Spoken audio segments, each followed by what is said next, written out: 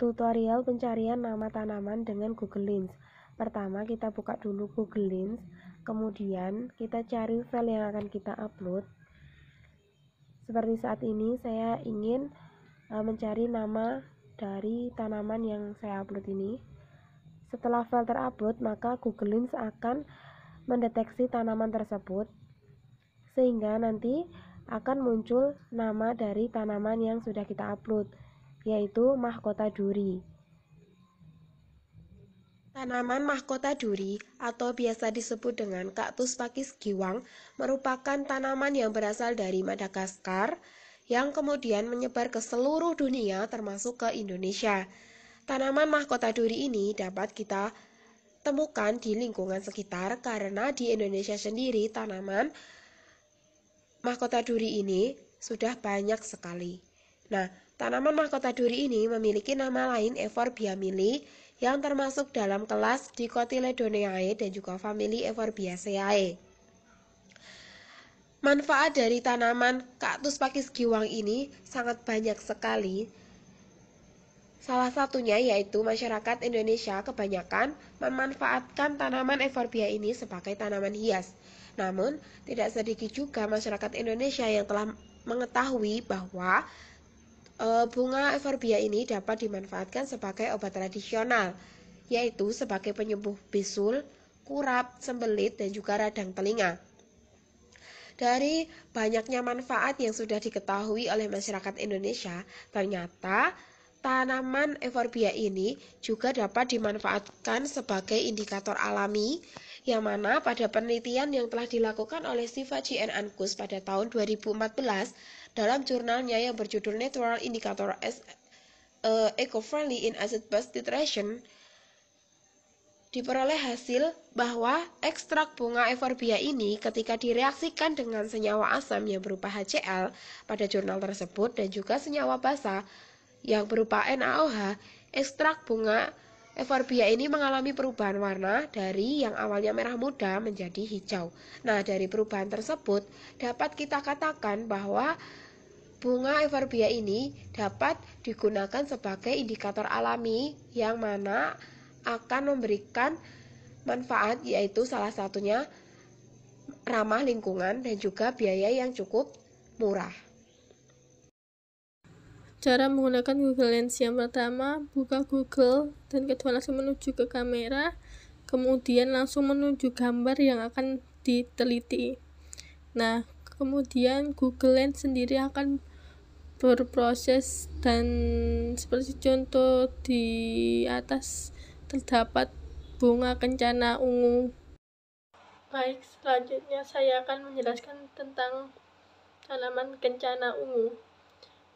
Kencana ungu sendiri mempunyai nama latin yaitu Reulia tuberosa L. Berasal dari bahasa India Barat karena Reulia tuberosa L dapat survive di berbagai kondisi lingkungan, maka tanaman ini akan telah menyebar ke berbagai negara. Manfaat tanaman kencana ungu sendiri yaitu yang pertama untuk mengatasi gatal. Bunga kencana ungu bisa dimanfaatkan untuk mengobati gatal pada kulit. Caranya, cuci bersih bunga kencana ungu lalu tumbuk hingga halus. Setelah itu, balurkan pada area kulit kamu yang gatal-gatal. Yang kedua yaitu untuk mengobati batuk. Untuk rebusan bunga kencana ungu ini, kamu juga bisa menambahkan madu agar lebih enak. Dan yang ketiga yaitu menyembuhkan peradangan. Secara tradisional, akar dari bunga kencana ungu ini memiliki khasiat sebagai minuman herbal untuk mengobati luka lambung dan usus 12 jari.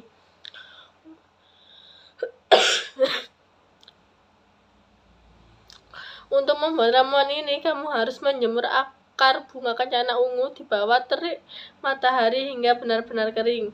Setelah kondisi kering, haluskan akar bunga ini lalu rebus ke dalam air. Kemudian, minumlah ramuan ini dalam kondisi yang hangat. Dan selanjutnya yaitu untuk mengobati diabetes.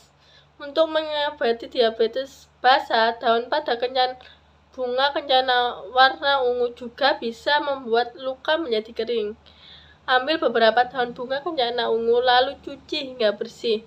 Kemudian tumbuk hingga halus, setelah itu balurkan pada area luka. Nah, untuk pengidap diabetes kering, daun bunga kencana ungu harus dijemur hingga kering. Nah, daun kering inilah yang akan direbus dan dijadikan teh. Teh dari bunga kencana ungu ini harus diminum setiap pagi dan sore hari. Selain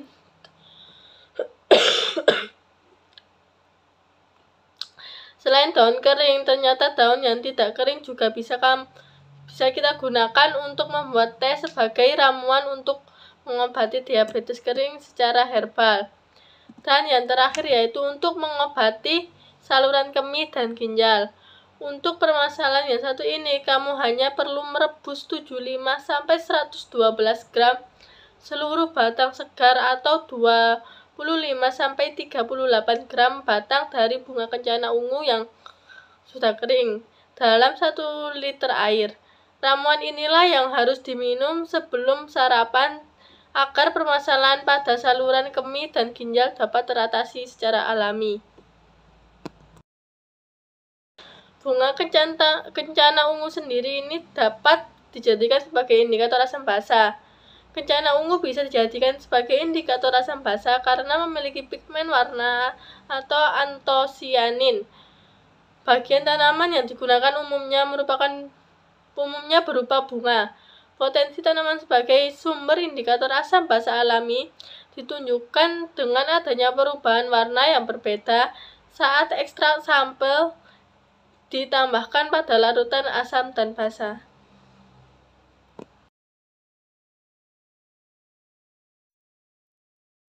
Wabarakatuh. Di sini saya Rista Winonovita, NIM 1866317. Saya akan menjelaskan tentang identifikasi tanaman bunga bougainville.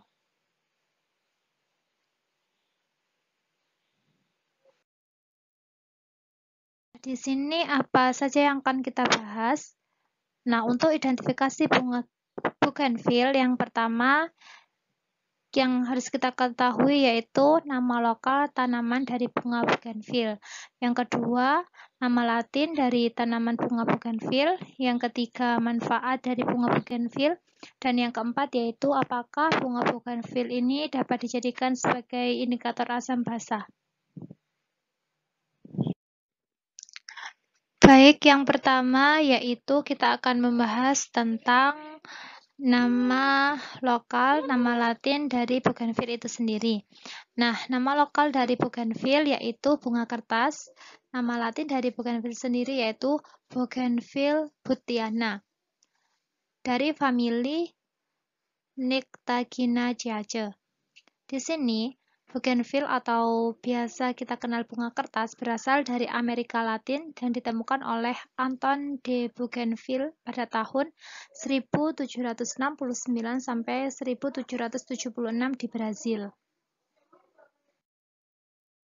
Nah, selanjutnya yaitu manfaat bunga bougainville. Yang pertama, bunga bougainville dapat dimanfaatkan sebagai elemen lanskap jalan. Bougainville dapat berfungsi untuk memperbaiki kualitas lingkungan jalan dengan mengurangi polusi udara, penahan silau lampu, dalam kebisingan, dan meningkatkan estetika jalan. Kemudian manfaat yang kedua yaitu dapat mengobati bisul. Yang pertama yaitu dicuci bersih kelopak bunga kertas, dicampurkan dengan daun cocar bebek dan ditempelkan keduanya pada bisul. Yang ketiga, manfaat dari bunga bougainville yaitu sebagai obat resistensi insulin. Caranya dimasukkan bunga kertas, daun sirih, dan daun lidah buaya yang sudah dicuci bersih ke dalam satu wadah. Lalu, rebus sampai mengental dan didinginkan. Kemudian, oleskan cairan ketiga tanaman ini secara teratur pada biang, keringat, dan gatal-gatal pada tubuh.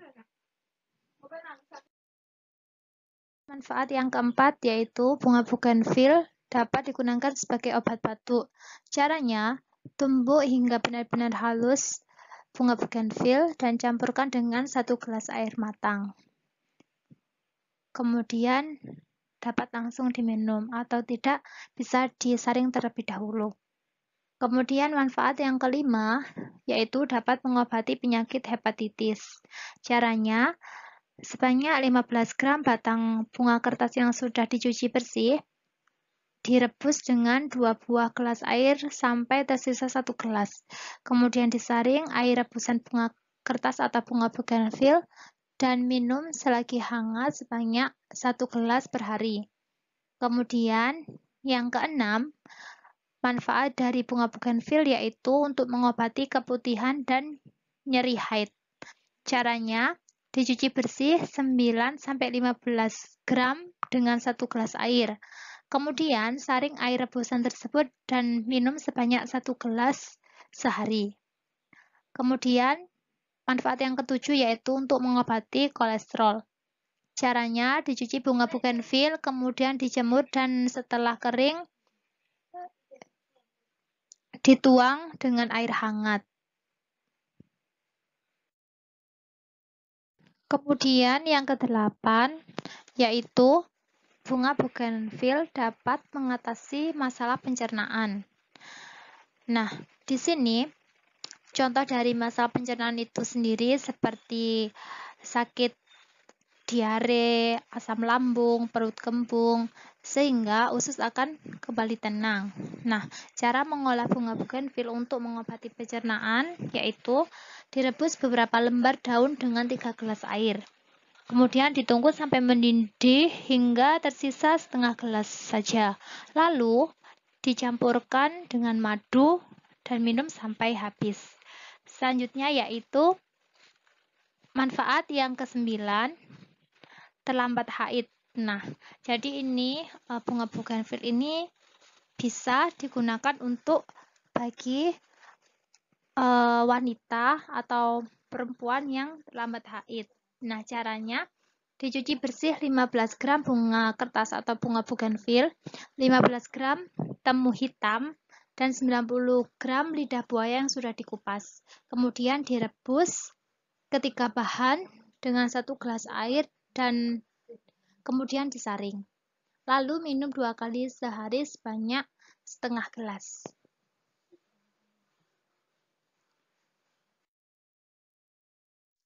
Selanjutnya di sini yaitu membahas tentang apakah bunga bougainville dapat digunakan sebagai indikator asam basa. Nah, di sini kita bisa lihat hasil satu penelitian yang menampilkan salah satunya yaitu terdapat indikator bunga bougainville.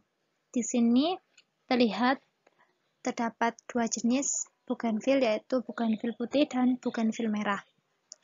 Nah, yang pertama yaitu bougainville putih. Warna asal dari bougainville putih warna hijau muda. Kemudian ketika diteteskan pada suatu senyawa yang bersifat asam yaitu HCl dengan konsentrasi 0,1, dia tidak berwarna. Kemudian ketika ditambahkan pada suatu senyawa yang bersifat basa, yaitu NaOH dengan konsentrasi 0,1, maka ia berubah menjadi warna kuning. Nah, di sini dapat dikatakan bahwa bunga bougainville ini dapat dijadikan indikator asam basa, karena dimana ketika ia ditambahkan pada suatu senyawa yang bersifat basa, maka senyawa tersebut akan mengalami perubahan warna yang signifikan dari warna asli dari suatu sampel atau suatu indikator itu sendiri, yaitu bunga bougainville putih. Kemudian yang kedua yaitu bougainville merah, yang dimana warna asal yaitu merah, atau mungkin yang selain merah itu ada bougainville yang warnanya keungu-unguan atau merah muda.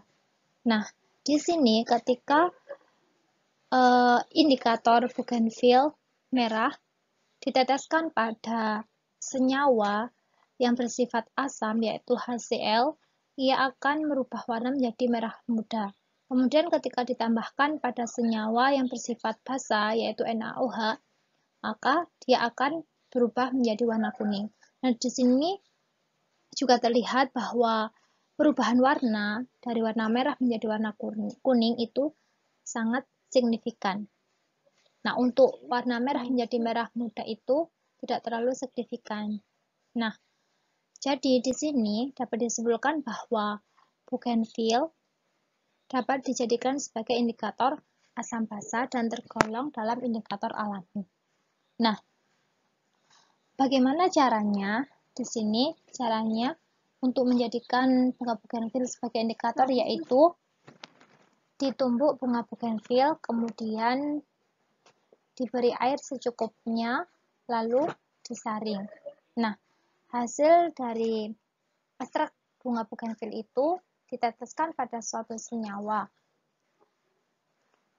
basah atau asam. Nah, ketika terjadi suatu perubahan yang signifikan, maka suatu senyawa itu bisa dikatakan bersifat basah, dan yang tidak begitu terjadi perubahan warna, maka dapat dikatakan ia bersifat asam. Nah, di sini ekstrak tumbuhan, terutama tumbuhan atau bunga yang berwarna dapat digunakan sebagai indikator untuk menentukan sifat asam atau basa dengan larutan yang jelas. Salah satunya yang kita kaji yaitu bunga bougainville dapat digunakan sebagai indikator asam basa. Baik, cukup sekian penjelasan dari saya. Apabila ada kurang lebihnya, mohon maaf. Terima kasih. Wassalamualaikum warahmatullahi wabarakatuh. Assalamualaikum warahmatullahi wabarakatuh.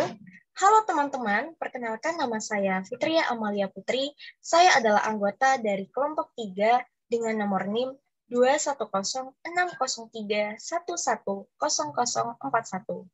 Nah, kali ini kita akan belajar bersama dalam pengidentifikasian tanaman bunga Zinnia anggun. Namun sebelum itu, kita lihat terlebih dahulu video pengidentifikasian tanaman bunga Zinnia anggun melalui Google Lens. Langsung saja kita ke videonya. Nah, di sini kita akan mengidentifikasi tanaman yang berada di kawasan UIN Maulana Malik Ibrahim Malang, tepatnya berada di depan gedung rektorat.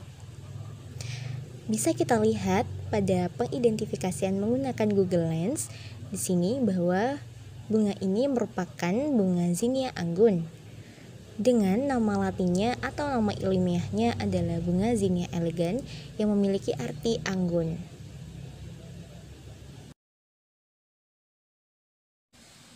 Nah, bentuk dari bunga Zinnia ini melingkar dari susunan kelopak bunganya menjadi satu, memiliki daun kecil dan adanya bulu-bulu halus di permukaannya. Nah, itulah tadi video pengidentifikasian salah satu tanaman dari Zinnia, yakni bunga Zinnia anggun. Nah, bunga ini terdapat di lingkungan kampus UIN Maulana Malik Ibrahim Malang. Dapat kita ketahui dari video tersebut bahwa nama latin dari bunga Zinnia anggun ini adalah Zinnia elegans.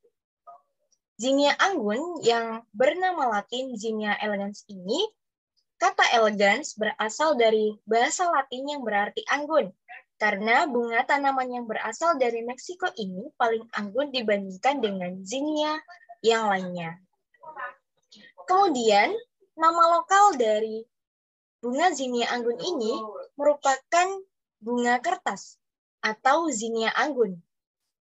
Di Indonesia, sebutan bunga kertas biasanya langsung ditujukan kepada bunga bougainville, bukan? Namun, tahukah kalian kalau bunga Zinnia anggun ini juga disebut bunga kertas? Zinnia anggun atau lebih dikenal dengan nama ilmiah Zinnia elegans adalah salah satu tumbuhan yang paling terkenal dari genus Zinnia. Bunga ini memiliki beberapa macam warna, layaknya bunga hias lainnya. Bunga ini biasanya berkembang dan tumbuh baik di daerah tropis seperti di Indonesia ini. Cara menanam bunga zinnia juga tidak sulit karena bisa tumbuh meski hanya ditebar di atas tanah. Kemudian, adapun bunga zinnia juga merupakan bunga edible flower. Apa itu edible flower? Edible flower adalah bunga yang bisa dimakan. Kita bisa menjumpai bunga zinnia ini pada puding atau pada makanan-makanan tertentu untuk dijadikan sebagai garnish maupun isian dalam makanan itu, seperti pada puding. Kemudian, kita juga bisa mengetahui manfaat dari bunga zinnia anggun ini di berbagai daerah. Yang pertama, yakni di Desa Sri Gading, Kecamatan Sanden, Kabupaten Bantul. Di desa ini, tanaman cabai merupakan komoditas dengan nilai ekonomis yang tinggi. Namun, penurunan produktivitas cabai yang disebabkan serangan organisme pengganggu tanaman mengakibatkan kerugian bagi petani, sehingga muncul adanya pemanfaatan tanaman refugia, yakni salah satunya merupakan bunga zinnia anggun ini sebagai pengendali hama alami. Bunga zinnia anggun berperan sebagai pengendalian hama dan penyakit secara alami, sehingga mengurangi ketergantungan terhadap pestisida sintetik dengan memanfaatkan tanaman refugia yang terdapat di lingkungan sekitar seperti pada bunga zinnia anggun ini. Kemudian, pemanfaatan di daerah yang kedua, yakni di Kota Pariaman, Sumatera Barat. Bunga zinnia ini digunakan oleh masyarakat sekitar sebagai bahan untuk obat dalam, yaitu untuk mengobati disentri. Selain itu, tumbuhan ini digunakan juga untuk mengobati kencing nanah, bisul, dan sakit pada papilea mamae. Nah, penggunaan untuk bisul dan sakit pada papilea mamae adalah sebagai obat luar. Jadi, bunga ini dilebus terlebih dahulu, kemudian ditempelkan pada bagian yang terdapat bisul dan papilea mamae ini. Sementara untuk disentri, bunga zinnia ini dilebus terlebih dahulu, kemudian diminum. Kemudian pemanfaatan yang selanjutnya, yakni pada Desa Bonjeruk, Kecamatan Jonggat, Lombok Tengah. Di daerah ini, bunga zinnia dimanfaatkan sebagai perangkap musuh alami hama pada sayuran. Selain karena bentuk dan warnanya yang indah, bunga ini ternyata juga memiliki sejuta dan segudang kegunaan maupun manfaat, baik bagi kesehatan maupun bagi lingkungan. Apa saja kegunaan dari bunga zinnia? Yang pertama, yakni mengatasi datang bulan yang tidak teratur. Terkadang, setiap wanita mengalami masalah ketika datang bulan, seperti datang bulan tidak lancar maupun merasakan nyeri. Bunga zinnia ini dipercaya bisa membantu memperlancar datang bulan yang pada para wanita alami. Kemudian kegunaan yang kedua yakni mengatasi keputihan. Keputihan ini sering dirasakan oleh setiap wanita meski tidak semua dan tidak setiap hari. Namun, meminum ramuan dari bunga zinnia bisa mengatasi keputihan yang berlebihan. Kemudian kegunaan yang ketiga yakni untuk mengobati hepatitis. Untuk kalian yang masih awam, hepatitis ini merupakan penyakit yang menyerang pada organ hati. Nah, jika kalian memiliki riwayat penyakit hepatitis ini, bisa dicoba untuk mengonsumsi ramuan dari bunga zinnia. Kemudian, kegunaan yang keempat, yakni bisa mengatasi bisul pada kulit. Bunga zinnia juga dapat mengobati penyakit bisul, di mana penyakit yang ada pada kulit dan dapat membuat tubuh demam. Timbulnya bisul yang meradang ini membuat tidak nyaman ketika beraktivitas, sehingga bisa membuat ramuan dari bunga zinnia untuk menyembuhkan bisul. Kemudian manfaat yang selanjutnya yakni mengobati rasa gatal-gatal. Mengalami gatal-gatal terjadi karena ada alergi, Kita bisa alergi karena makanan ataupun hal yang lainnya. Sehingga kita bisa menggunakan bunga zinnia untuk menyembuhkan rasa gatal yang dirasakan pada tubuh. Kemudian manfaat yang selanjutnya yakni sebagai tanaman pengendali hama.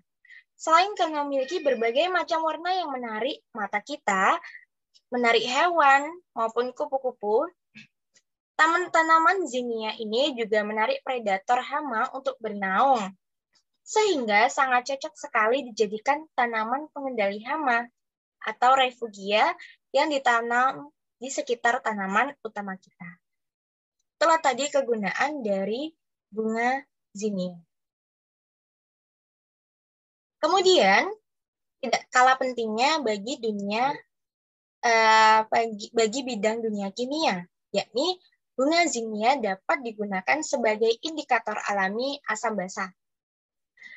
Indikator dari bahan alami seperti bunga-bungahan tidak semuanya baik digunakan sebagai indikator. Mengapa demikian? Karena hanya ekstrak bunga tertentu yang mempunyai warna mencolok yang mampu dijadikan indikator yang baik karena merupakan warnanya yang mudah dianalisa. Nah, salah satu ekstrak bunga yang baik digunakan sebagai indikator alami adalah bunga zinnia. Karena bunga zinnia ini memiliki perubahan warna yang berbeda pada kondisi asamnya dan pada kondisi basanya. Pada kondisi asam, bunga zinnia mengalami perubahan warna, yakni menjadi warna orange. Sementara pada keadaan basa, bunga zinnia ini menunjukkan perubahan warna menjadi warna hijau.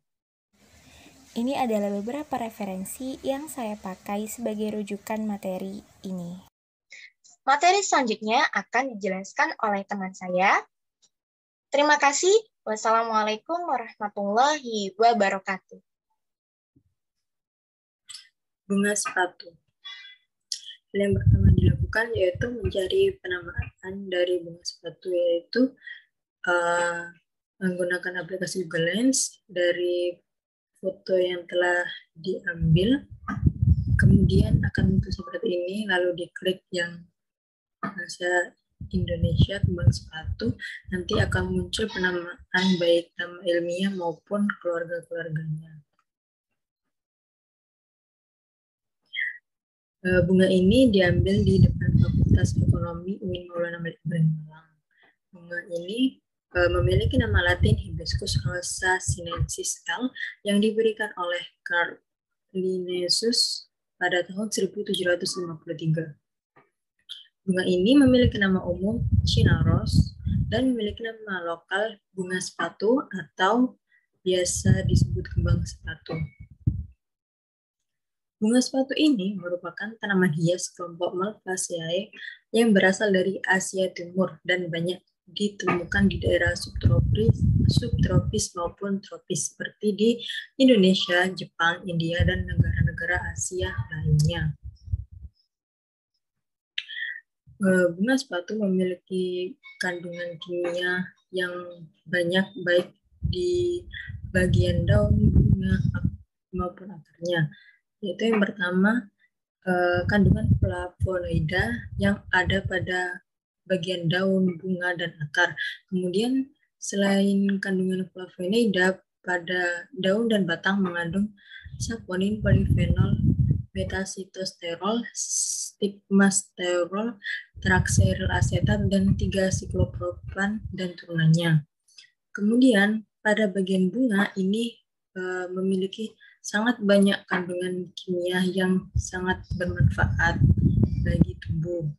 Adapun kandungan pada bagian bunga itu yaitu antosianin, cyanidin, diglukosid, flavonoid, vitamin, tiamin, riboflavin, niacin, dan lain sebagainya.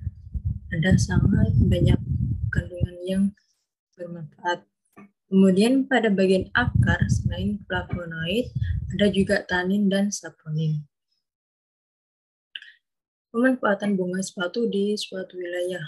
Bunga sepatu umumnya dulu di Cina itu digunakan untuk menggelapkan sepatu, sehingga bunga ini dijuluki sebagai shoe flower atau bunga sepatu. dan di Indonesia memakai nama ini. Kemudian di Cina juga menggunakan bunga sepatu sebagai pewarna pada riasan karena warnanya yang bagus dan aman. Kemudian di Indonesia digunakan sebagai indikator untuk mendeteksi adanya boraks pada tahu di produsen tahu di Kota Pekanbaru, Indonesia.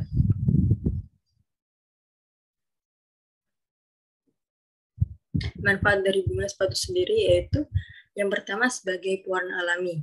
Hal ini dikarenakan pada bunga sepatu itu mengandung pigmen warna antosianin. Kemudian bunga sepatu juga termasuk edible flower atau bunga yang dapat dikonsumsi baik secara langsung maupun diolah menjadi berbagai olahan makanan maupun minuman seperti selai, teh, dan salad. Selain sebagai pewarna dan sebagai makanan, bunga sepatu juga dapat berkhasiat sebagai obat-obatan seperti obat demam pada anak, obat batuk, dan obat sariawan. Pada bagian bunga itu mengandung antosianin yang memiliki efek antioksidan. Kemudian pada bagian daun bunga dan akar itu dapat digunakan untuk penyakit kancing batu. Kemudian untuk ekstrak daun dan bunga kembang sepatu ini memiliki aktivitas antibakteri patogen. Dan ekstrak bunga kembang sepatu ini juga memiliki aktivitas sebagai antikonvulsan. Nah, seperti ini gambaran dari bunga sepatu, yaitu bisa dikonsumsi langsung sebagai salad karena ini memiliki rasa citrus. Kemudian ini juga tidak kalah umum, yaitu pemanfaatan bunga sepatu sebagai teh bunga sepatu atau teh hibiscus. Kemudian bunga sepatu ini juga dapat digunakan sebagai indikator asam basa. Ekstrak kelopak bunga sepatu yang diperoleh menggunakan pelarut metanol dapat digunakan sebagai indikator titrasi asam basa dengan perubahan warna dari merah yang berindikasi asam ke hijau muda yang berindikasi basah dan tidak berwarna pada kondisi netral. Seperti ini hasil pH 1 hingga pH 14 warna yang dihasilkan. Nah, indikator alami ini dapat digunakan untuk mengganti indikator kimia yang lain seperti methyl orange atau phenolphthalein. Kemudian ini merupakan referensi yang saya gunakan pada PPT ini. Selanjutnya adalah identifikasi tanaman bunga Tabebuia aurea. Nah, nama latin dari bunga ini adalah Tabebuia aurea, di mana tanaman penghijau spesies asli yang berasal dari Amerika Selatan, yaitu di daerah Paraguay. Nah, tanaman ini juga memiliki nama lokal, yaitu trompet kuning, karena bentukannya seperti trompet dan berwarna kuning. Untuk manfaat dari tanaman Tabebuia aurea adalah yang pertama bisa melawan malaria dengan kandungan berupa naptoquinone. Bunga Tabebuia yang sudah diproses menjadi obat herbal ternyata ampuh melawan penyakit malaria. Nah, di samping itu dengan dosis yang tepat, bunga Tabebuia juga bisa memperkuat sistem imun untuk mencegah infeksi. Nah, yang kedua adalah membuat udara di sekitar lebih bersih. Kenapa? Karena bunga Tabebuia yang bermekaran di bulan November ini memiliki struktur ranting rindang serta pohon tidak terlalu tinggi. Nah, pohon tersebut berfungsi untuk penyerapan karbon serta polusi kendaraan. Jadi udara di sekitar bisa lebih bersih. Dan yang ketiga adalah sebagai tanaman hias. Nah, dengan bentuknya yang tak begitu besar dan tinggi, pohon Tabebuia disebut cocok dijadikan tanaman hias di halaman rumah. Warna bunganya yang bermunculan ketika mekar jadi bonus lainnya, karena dilihat sendiri dari gambar sebelumnya, bunga tabebuya adalah bunga yang sangat indah atau tanaman yang sangat indah. Lanjut, manfaat yang keempat adalah penyembuh luka. Nah, daun dari pohon tabebuya sering kali dimanfaatkan untuk mengobati luka, bahkan dapat menurunkan panas. Merupakan sumber tanaman herbal, pohon ini juga dimanfaatkan sebagai penambah sel darah secara alami bagi pasien pengidap anemia. Untuk yang kelima adalah mengobati flu. Nah, akar pohon bunga tabebuya cenderung kering dan di beberapa negara dimanfaatkan sebagai bahan pembuat teh yang disebut tahibo. Nah, walau rasanya kurang menyenangkan, namun minum ini bisa mengobati flu yang sering menyerang ketika cuaca lebih dingin. Dan yang terakhir dimanfaatkan untuk pupuk. Bunga dari pohon tabebuya dapat dijadikan sebagai pupuk untuk penyuburkan tanaman. Nah, caranya cukup mudah, ya ini dengan mengumpulkan bunga dari pohon tabebuya yang sudah berjatuhan, kemudian diamkan selama beberapa hari. Setelah mengalami pembusukan, maka bunga tersebut bisa dijadikan pupuk. Itu ada beberapa tadi yang saya sebutkan adalah manfaat dari bunga tabebuya. Ternyata terdapat ribuan pohon tabebuya di sejumlah tempat, itu termasuk jalan dan tanaman yang ada di daerah Surabaya. Ternyata di daerah Surabaya itu banyak juga tanaman tabebuya yang ditanam di beberapa jalanan dan taman. Nah, selain menambah keasrian kota Surabaya, adalah untuk memberi habitat bagi biota yang menggantungkan hidup di atau dari pohon gitu. Dan yang terakhir adalah indikator asam basa, mana tabebuya aurea bisa dijadikan sebagai indikator asam basa karena memiliki pigmen warna atau antosianin. Bagian tanaman yang digunakan umumnya berupa bunga. Potensi tanaman sebagai sumber indikator asam basa alami ditunjukkan dengan adanya perubahan warna yang berbeda saat ekstrak sampel ditambahkan pada larutan asam basa. Sebenarnya tanaman tabebuya ini bukan hanya berwarna kuning, ada juga yang berwarna pink, berwarna pink lebih muda seperti itu. Jadi terdapat banyak macam tanaman tabebuya. Cuma di sini saya yang jelaskan adalah tanaman tabebuya aurea yang berwarna kuning. Mungkin terdapat referensi dari jurnal. Mungkin segitu dulu. Saya di sini akan menjelaskan mengenai bunga melati Jepang. Perkenalkan, saya sendiri Alfianita Nuril Hidayati dengan NIM 186300039. Bunga melati Jepang ini memiliki nama latin yaitu Spedureanthemum reticulatum. Nama lokalnya yaitu bunga melati Jepang. Manfaat dari bunga melati Jepang ini sendiri untuk obat tradisional, yang diantaranya sebagai tanaman hias. Kandungan kimia bunga melati yaitu adanya indol, benzil, livaldiacetat, dipercaya dapat mengobati penyakit, mengatasi ASI yang Yang pertama bisa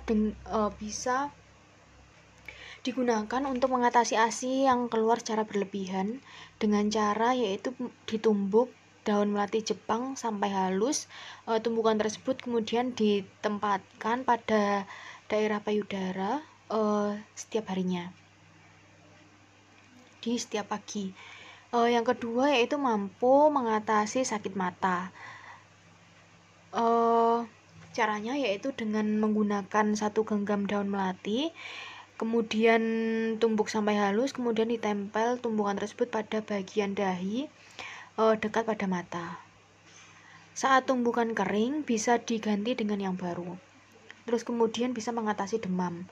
Caranya yaitu dengan menggunakan salah 1 genggam daun melati Jepang dan 10 kuntum bunga melati Jepang. Bahan-bahan tersebut dicampurkan dengan diremas-remas, kemudian direndam ke dalam air. Air rendaman tersebut bisa dijadikan air untuk kompresan. Gunakan handuk kecil dan rendam sejenak pada air rendaman sebelum ditempelkan ke dahi. Terus kemudian bisa digunakan untuk mengatasi demam berdarah, yaitu caranya dengan merebus 7 lembar daun melati Jepang dan belimbing 1,25 gram di dalam air 250 ml. Rebus sampai air menjadi tinggal 1 gelas saja, kemudian didinginkan dan disaring, diminum sebanyak 8 gelas per hari selama 3 hari berturut-turut. Terus kemudian bisa untuk mengatasi bengkak karena sengatan lebah. Caranya yaitu dengan menempelkan bunga melati Jepang yang sudah dihaluskan pada bagian yang bengkak atau baru disengat lebah, kemudian didiamkan selama beberapa saat. Kemudian bisa digunakan untuk mengatasi sariawan. Caranya yaitu dengan merendam daun melati Jepang yang sudah dibersihkan. Air rendaman tersebut kemudian digunakan sebagai obat kumur yang dapat mengatasi masalah sariawan. Kemudian digunakan untuk sebagai teh melati. Ada juga digunakan sebagai untuk efek relaksasi. Bunga melati Jepang yang beraroma harum dapat direbus bersama air. Air rebusan tersebut bisa digunakan untuk tambahan bak mandi yang bisa menimbulkan efek relaksasi saat menggunakan ketika mandi. Terus kemudian mengatasi kulit yang terbakar. Masalah kulit yang terbakar ternyata dapat diatasi dengan menggunakan produk bunga melati Jepang yang berupa lotion, khususnya yang dioleskan pada bagian kulit terbakar tersebut, mengatasi hidung tersumbat. Caranya yaitu dengan menghirup aroma bunga melati Jepang tersebut. Terus kemudian ada lagi yang terakhir yaitu manfaatnya sebagai sakit kepala. Caranya yaitu dengan merendam bunga melati Jepang di dalam minyak kelapa selama seharian. Setelah itu minyak yang didapatkan akan dapat membantu menghilangkan rasa sakit kepala. Untuk sumbernya sudah saya cantumkan. Terus kemudian saya mendapatkan bunga melati Jepang di daerah depan perpustakaan UIN Maulana Malik Ibrahim Malang di belakang rektorat. Untuk indikator asam basahnya, pada keadaan asam dia berubah menjadi putih kekuningan, pada keadaan basah dia kuning, dimana warna aslinya yaitu dia putih. Assalamualaikum warahmatullahi wabarakatuh. Perkenalkan, nama saya Devi Snaini Citasari dengan NIM 210603110039, merupakan anggota dari kelompok 3. Kali ini saya akan menjelaskan identifikasi tanaman. Tanaman yang saya pilih yaitu bunga mawar. Bunga mawar satu ini memiliki nama Latin yaitu Rosa Louis Delphinus. Bunga mawar satu ini dibiakkan oleh Marine Laurus atau keluarga Meilland sebelum tahun 1987. Dan pada tahun 1987, perusahaan keluarga Meilland Internasional memperkenalkan bunga mawar ini ke negara Prancis. Dan akhirnya bunga mawar ini dinamai sesuai dengan komedian Prancis yang pada saat itu terkenal, yaitu Louis de Funès. Bunga mawar ini memiliki nama lokal mawar hibrid tea.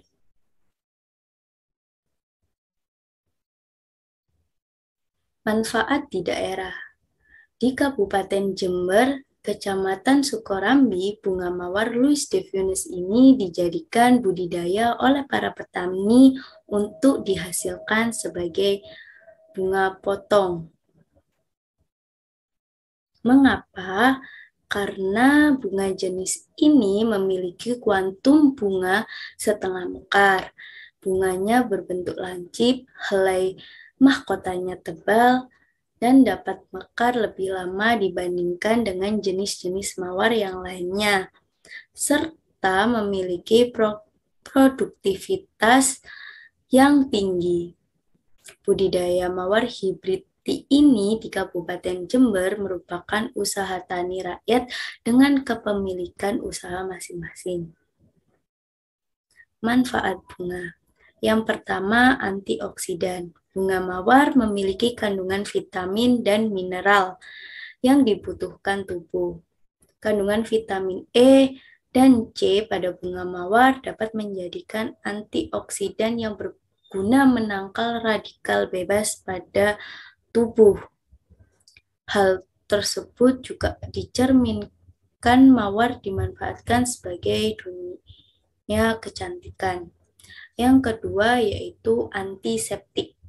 Mawar sebenarnya dapat dijadikan sebagai antiseptik untuk membersihkan luka.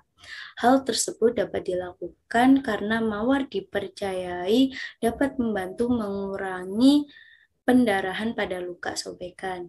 Mawar juga dapat mencegah infeksi yang mungkin terjadi pada luka. Yang ketiga yaitu melancarkan menstruasi.